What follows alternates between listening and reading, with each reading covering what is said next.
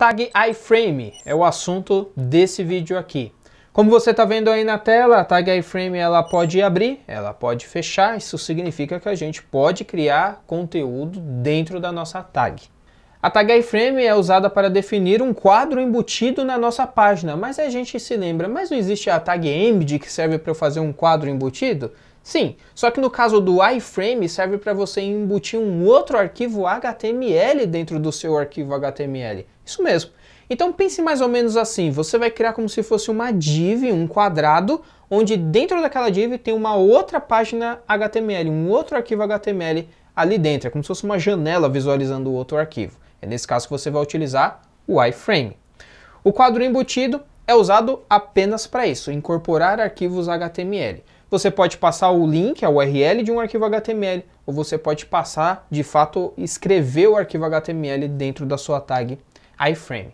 A tag iframe possui todos os atributos globais e ela também tem os atributos específicos somente dela. Por exemplo, height, que define a altura do nosso quadro, do nosso iframe. Name, que define o nome desse iframe, por exemplo, quando você tem lá o link, o target em um link, ou o target lá na tag base, você quer que todos os links por padrão abram dentro de um iframe. Então é aqui que você vai definir o nome e utilizar esse nome lá dentro do target. Também nós temos o sandbox, que ativa conteúdos restritos por padrão. Por exemplo, permitir formulários, permitir pop-ups, permitir origens diferentes, de domínios diferentes e assim por diante. Nós temos o atributo src, que define o source, ou seja, o arquivo fonte, se você está querendo embutir um arquivo HTML de fora. Nós temos também o src-doc, que define qual a estrutura do documento a ser embutido por padrão, HTML. E nós temos o widget, que define a largura do quadro do nosso iframe. Falando sobre estilo CSS padrão, o iframe possui dois estilos. O primeiro, quando a gente dá o foco nesse elemento, ele não permite aquela outline, ou seja, a linha por fora da borda. Também o iframe com o atributo seamless, ele tem o display block, tá certo? Sem o atributo, ele não vai ter esse display. Vamos fazer um teste então da nossa tag iframe e ver como ela funciona na prática. Vamos criar um arquivo novo chamado iframe.html, vou gerar aqui o HTML padrão, a estrutura do nosso arquivo, vou colocar já o título tag iframe para a gente testar. Vou colocar somente um H1 aqui, por exemplo, tag iframe.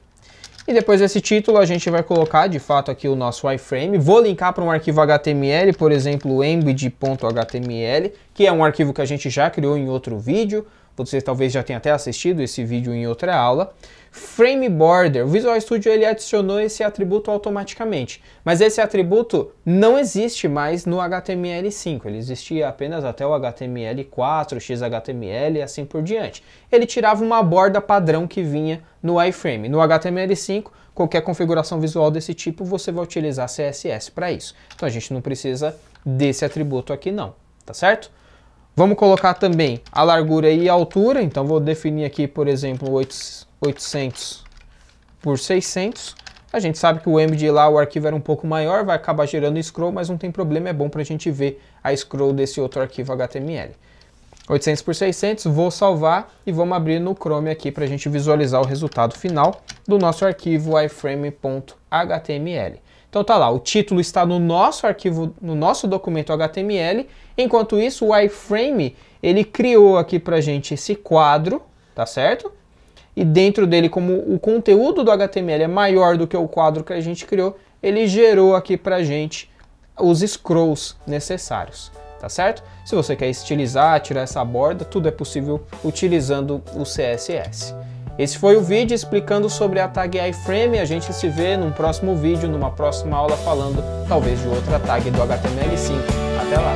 Tag iframe é o assunto desse vídeo aqui. Como você está vendo aí na tela, a tag iframe ela pode abrir, ela pode fechar. Isso significa que a gente pode criar conteúdo dentro da nossa tag. A tag iframe é usada para definir um quadro embutido na nossa página, mas a gente se lembra, mas não existe a tag embed?